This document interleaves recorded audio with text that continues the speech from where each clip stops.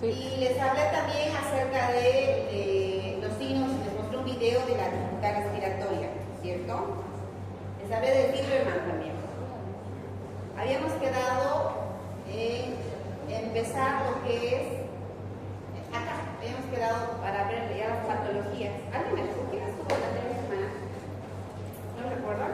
¿Sí quedamos? Bueno, ya, vamos a empezar acá. Porque me acuerdo haber mostrado el video de la dificultad respiratoria. El quejido, aleteo, no sé. Bueno, estamos en el tema de dificultad respiratoria del recién nacido. Vamos a ver que los recién nacidos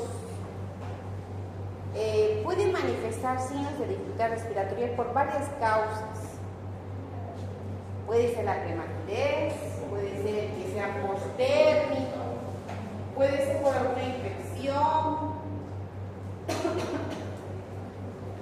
o porque no se ha reabsorbido el líquido que normalmente tenía que reabsorberse a nivel pulmonar. Todos pueden manifestar dificultad respiratoria, desde leve hasta grave.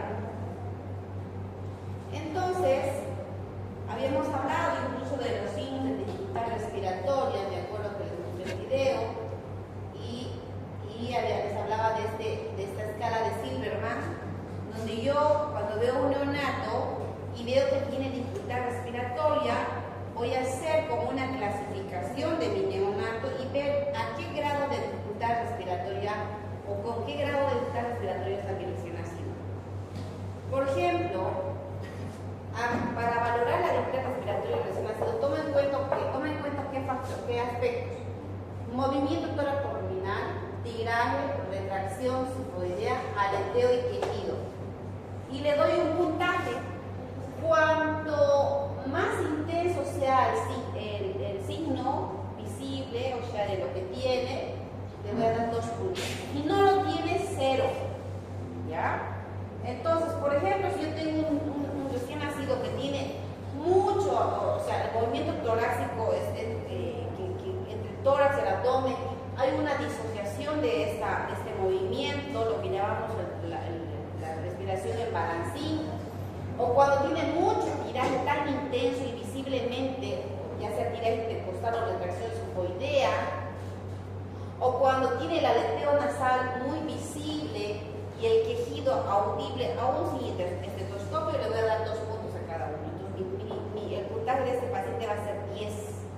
Pero a diferencia del ABGA, que 10 estaba bien, este 10 está re mal, ¿ya? Es al revés. Entonces, su dificultad respiratoria va a ser severa. Y así se va haciendo un puntaje menor. Por ejemplo, si por ahí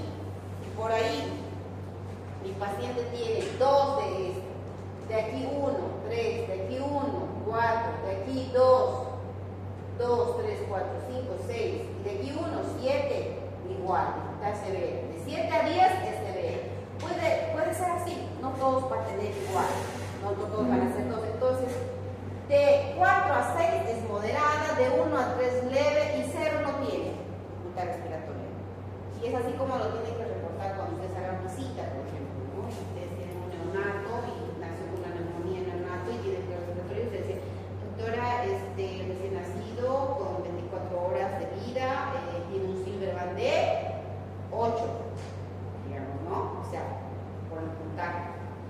Y digamos que el paciente está mejorando y le dicen: doctora, este neonato está en sus 72 horas de vida con antibiótico, está con neumonía neonatal en sus 72 horas y clínicamente tiene un Silberman de 6, digamos, ¿sí? O sea, que le da una dificultad para pensar que está con una dificultad respiratoria moderada, lo está reportando así.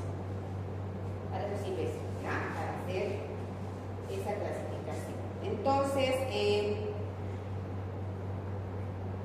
me acuerdo que me había hablado.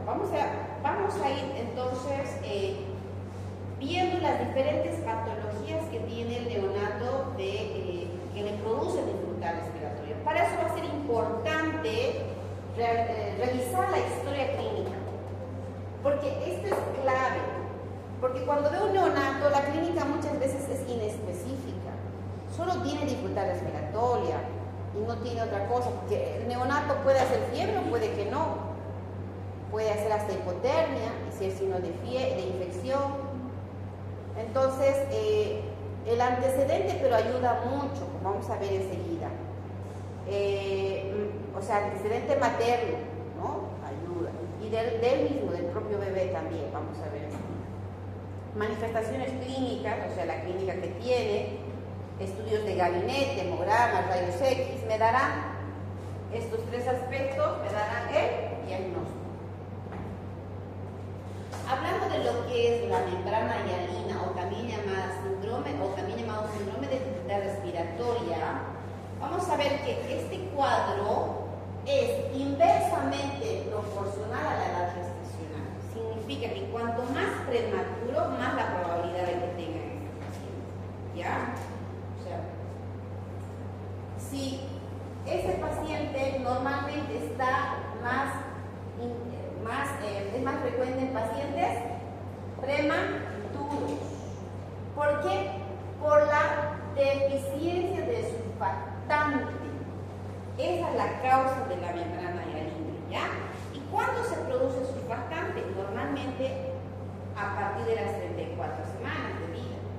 Pero entonces, si nace prematuro, que tal 34, 33, que no tenga surfactante. Aunque los de 34, 36 también, si recién se está empezando a producir, entonces tampoco van a tener mucho surfactante los que son prematuros, ¿no? Entonces,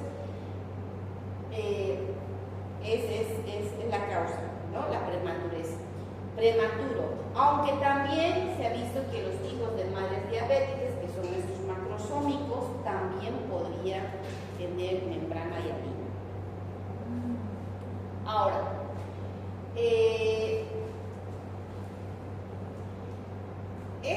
como les dije, el surfactante se produce a partir de las 34 semanas. ¿En dónde? En los neumocitos tipo 2. Está compuesto por 90% de fosfatidilcolina y un 10% de proteínas. ¿Qué ahora es su función? Ser un agente tenso activo. Entonces, ¿qué va a evitar el colapso? ¿Qué produce? Puede producir una dificultad respiratoria leve o moderada o grave. Dependerá de cuán prematuro es, cuánto ha tomado lo que se pulmón. Estos pacientes van a hacer hipoxemia, hipercapnia, o sea, sube CO2, baja el oxígeno, pueden hacer acidosis respiratoria, acidosis metabólica. El hallazgo radiológico. Va a haber diferentes hallazgos, pero algo característico es la imagen en vidrio esmerilado. ¿Conocen el vidrio esmerilado? Es el típico puntillado que aparece entonces la imagen así medio como un vidrio opacificado. Esa es la típica imagen de lo que es la membrana hialina atrás. Dejen de hablar. Entonces, va a haber un volumen pulmonar disminuido, menos de los 8 espacios intercostales, puede haber un broncograma aéreo, que es esa imagen radiolúcida que se dibuja los bronquios, ¿no? Broncograma aéreo, aumento de la vascularidad y un infiltrado retículo granular, es como que granitos y como redes, ¿no? Retículo nodular, esa es la imagen típica de la membrana hialina. Y hay diferentes grados, dependerá cuánto toma el grado de afectación del pulmón. Por ejemplo, en este puede haber un infiltrado pulmonar fino, un programa aéreo que se limita a la silueta cardíaca. En este ya va a tomar incluso más el programa aéreo de la imagen típica, más marcada la imagen de los infiltrados. Acá puede haber incluso zonas no se ve muy bien acá, pero puede haber zonas ya de mayor condensación, de estos infiltrados confluyen. Y aquí ya básicamente toma todo el pulmón, donde existe una opacificación de todo el pulmón, ¿sí? Porque afecta esa imagen de los infiltrados en todo el pulmón. Al haber carencia de surfactante, el tratamiento específico será dar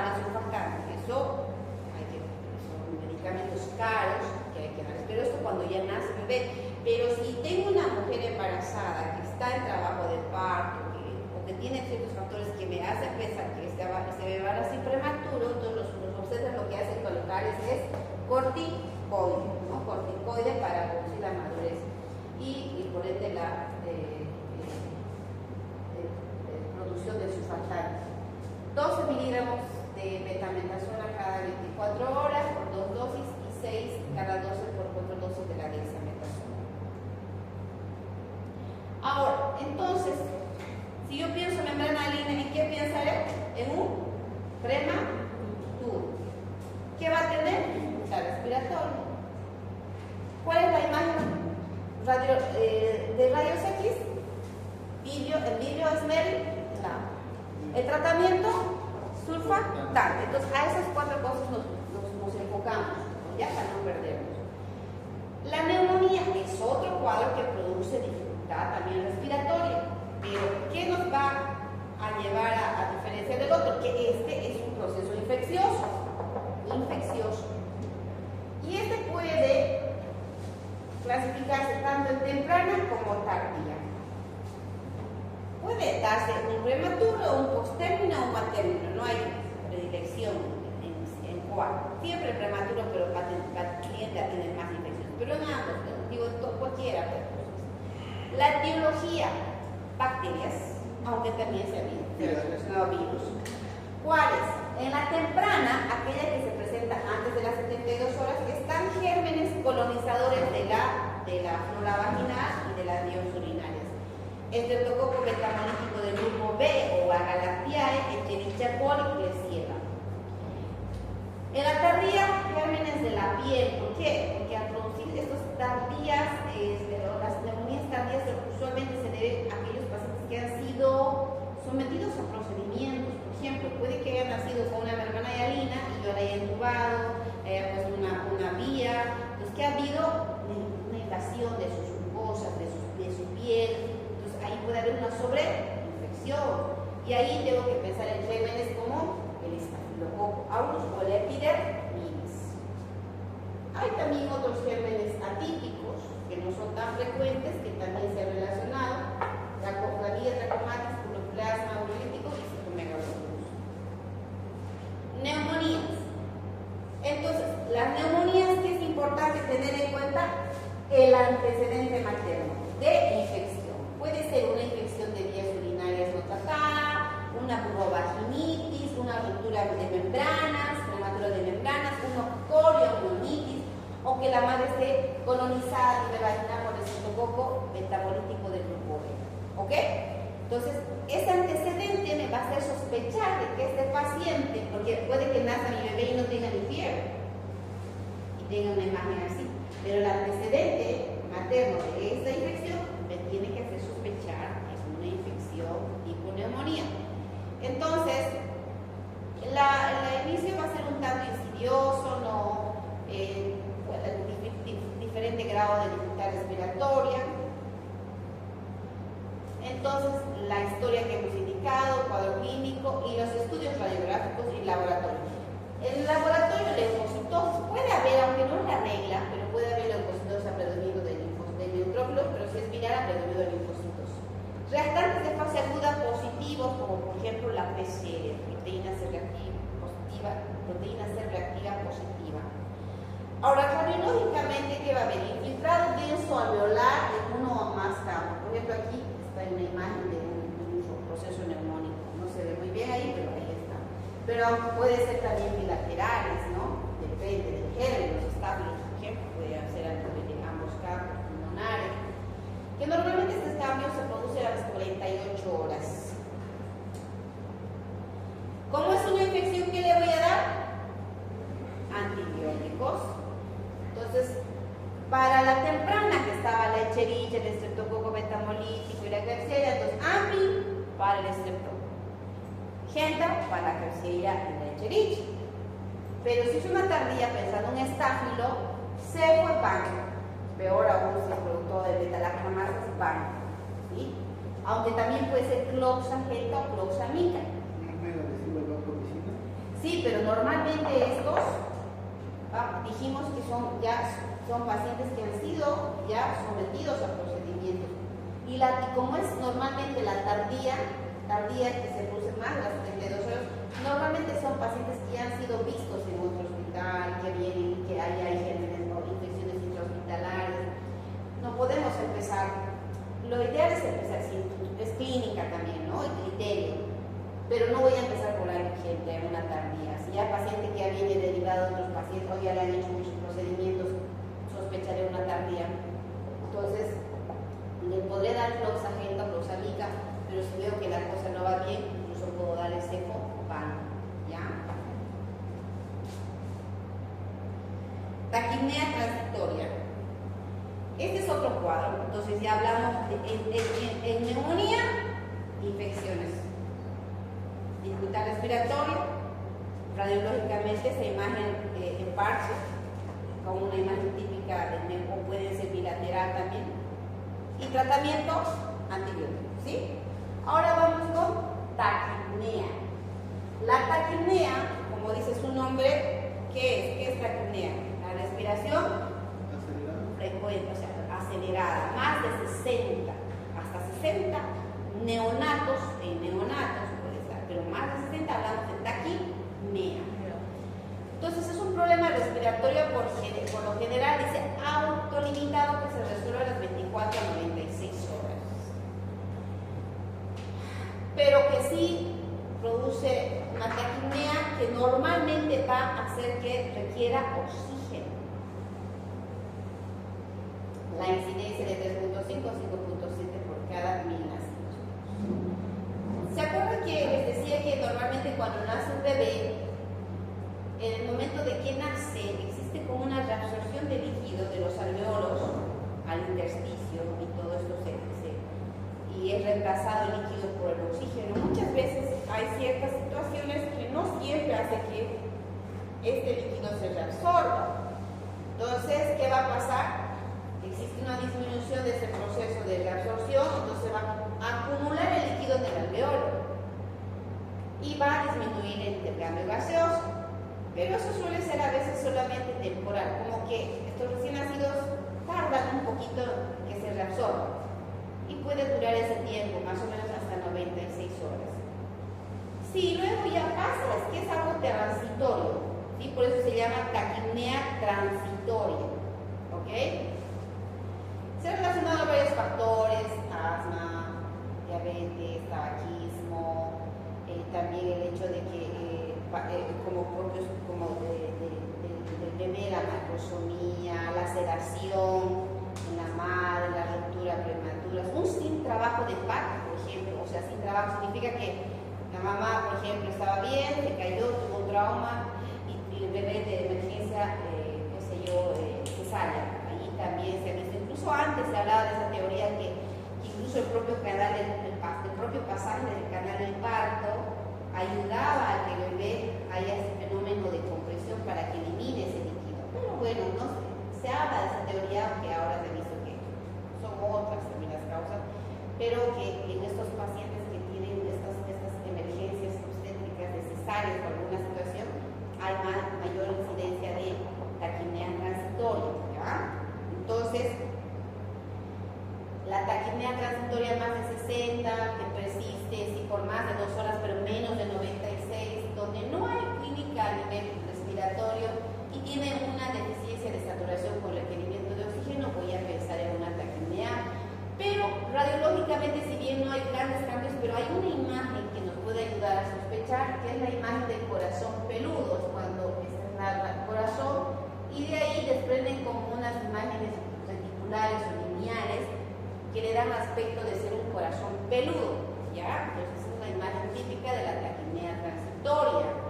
Entonces va a haber también a veces insulitis en ese momento, ¿no? Una imagen más que se dice opaca entre las fisuras de un lóbulo a otro, ¿ya? Eso. Y puede haber también una hiperaireación con ensanchamiento de los espacios intercostales. Como en realidad simplemente es una falta de absorción, no hay un tratamiento específico, simplemente esperar, pero apoyarlo con oxígeno, ya sea puede ser simplemente por máscara o a veces sin PAP, pocos casos que han necesitado ventilación mecánica. Y bueno, también vamos a hablar de lo que entonces ahí ya quedamos definidos, ¿no? apnea, que es transitoria, no hay un tratamiento específico, la imagen radiológica, imagen en corazón pélvico. Y sobre todo en partos de emergencia, digo, necesarias de emergencia. Síndrome de aspiración meconial es secundaria la presencia de meconio. ¿Y en quiénes normalmente es más frecuente? Dice que aumenta a mayor edad gestacional.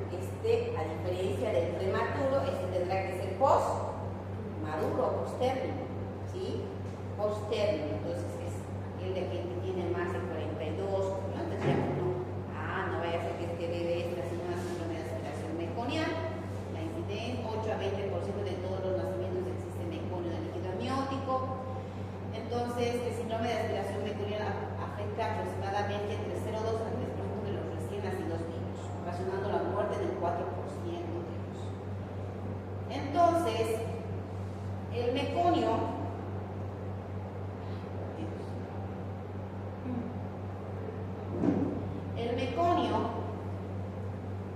de alguna forma en la cavidad en la cavidad amniótica ocasiona el estrés ocasionado por el estrés entrópico. ¿Qué significa? Que por alguna situación que la madre tuvo en el momento del embarazo, en todo caso en este paciente que ya es postmaduro, ya sea por la misma edad que ya está posttérmino, que de paso la madre tenga algún factor de riesgo, qué sé yo, preeclampsia, cualquier situación, o hipertensión, o una infección, o algo que va a hacer que genere en este bebé fenómenos de hipoxia y de estrés. En todo caso, va a generar que este bebé se haga como que la primera defunción, la catarsis primera dentro del útero, ¿sí? Se relaja su esfínter y elimina el meconio. Entonces, ¿qué va a pasar? Que el niño puede, este meconio, ingresar a la vía respiratoria. Y este meconio en la vía respiratoria, en el momento que nace, respira, ¿cierto? ¿Qué va a producir? Que produzca obstrucciones en la vía respiratoria, parciales y totales. Si produce parciales, es que el bebé cuando esté allá afuera respirará, meterá aire, ¿cierto? Pero no va a poder salir correctamente. ¿Por qué? La inspiración es un fenómeno activo, en cambio la expiración es pasivo, entonces no va a poder sacar todo el aire que mete por este fenómeno valvular, más o menos del meconio que está ahí obstruyendo las vías respiratorias. Entonces va a producir cuadros de atrapamiento aéreo, enfisemas, hasta neumotores. Pero cuando la obstrucción de los bronquiolos es total, va a haber fenómenos de colapso y atelectasia. Entonces, en este síndrome de aspiración meconial va a haber inestabilidad alveolar con microatelectasias, pero también con atrapamiento aéreo y un proceso inflamatorio. Entonces, eso va a condicionar que vaya menor, intercambio gaseoso, hipoxemia, hipercapnia, acidosis respiratoria, e incluso a la larga puede producir hipertensión pulmonar persistente. Entonces, el paciente, ¿cómo va a tener dificultad respiratoria? También va a tener dificultad respiratoria, que se manifiesta por taquinea, cianosis, hipoxemia, aumento del diámetro antero-posterior por el atrapamiento aéreo. Radiológicamente va a haber, como hay zonas de hiperaeración y hay zonas de atelectasia, precisamente va a haber eso, ¿no? Atrapa aquí, mayor hiperaeración, ¿sí? Y aquí, ciertamente, está más como que atelectasia por pulmón, ¿sí? Entonces, esa es la característica: hiperaeración por secuestro de aire e infiltrados nodulares en parches y hasta incluso tener presencia de atelectasias. El tratamiento, en realidad, antes acá hay que hacerlo. Si el paciente, mi recién nacido, nace deprimido cuando sale, no llora, no respira, sí o sí tengo que hacer una laringoscopía directa a la tímpano. O sea, ponerle un laringoscopio y aspirarle, ¿sí? Muy bien, porque no está llorando, porque tengo que sospechar que hay algo.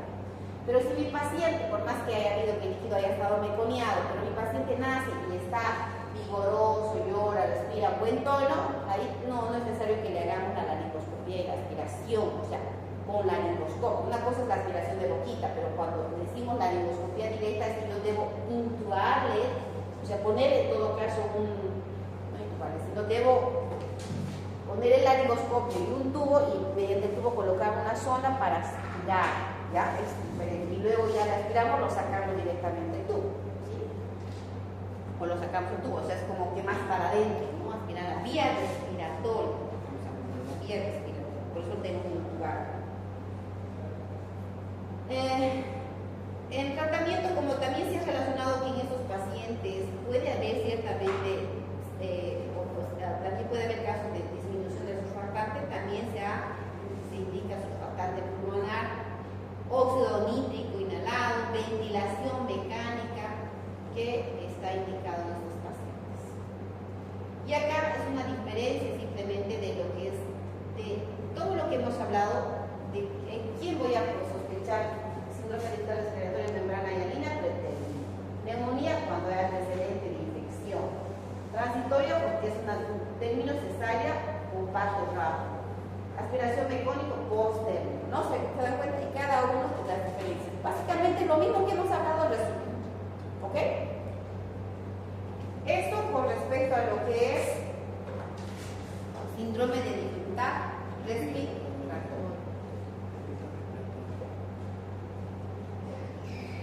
No sé si seguir